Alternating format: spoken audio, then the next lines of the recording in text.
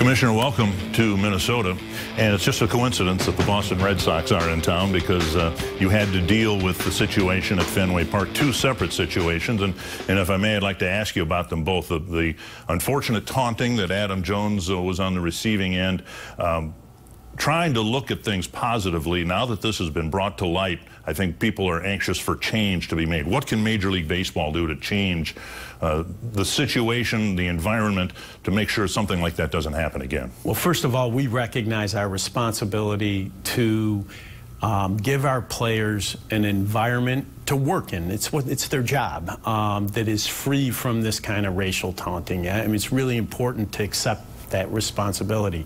What we're doing in the short term is we're surveying the clubs about what they think is going on in their ballparks, what their policies are, what level of security they're providing, as a prelude to either having some league-wide standards or at least best practices that we can help bring clubs into more conformity with the mainstream among the 30 clubs.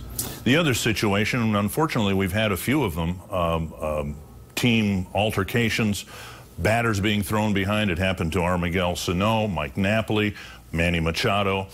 Where do you stand on policing on-field behavior to, if not eliminate it, at least minimize the damage that those incidents can create? Well, I think it's important for us to try to be proactive in situations where we think there is a serious threat of somebody getting hurt. The Baltimore-Boston situation had escalated to the point there were a couple of pitches thrown that, really very dangerous. And we just thought it was time to get the managers together, get the general managers together, and impress upon them that this had to stop before something really bad happened. I don't see this as a rule change area because each situation is different, but I do think it's an area where we'll continue to be proactive in order to make sure that nobody gets hurt. You've certainly tried to be progressive in your thinking regarding Major League Baseball. We have a player, the Minnesota Twins, from Germany. Pirates have Gift Ngope from South Africa. And I know one of your points of emphasis is expanding baseball to make it a more global presence. What does it mean to Major League Baseball to have players coming from some of these previously untapped regions and having Major League players from South Africa, Germany, and other places? It's crucial to the future growth of our game. One of the reasons we go through the effort to play the WBC, the World Baseball Classic, every 4 years is it gives us an opportunity to go to countries where they don't see Major League quality play every day. When a player from South Africa makes it, the level of interest in that country in Major League Baseball goes through the roof. We know it's the single biggest driver of international interest, and we had two great ones this year in terms of Germany and South Africa. In a matter of months, and then later in July, we're hoping Rod Carew can make a visit here to Target Field and then be at Cooperstown.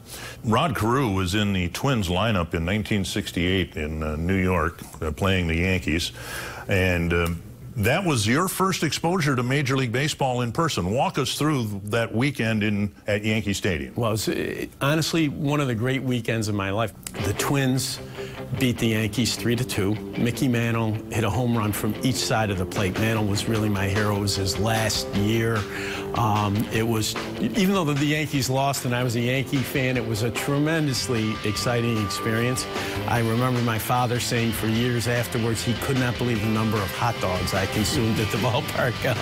But I don't really remember that. I remember him talking about it. It was a formative experience for me and a great experience for our family.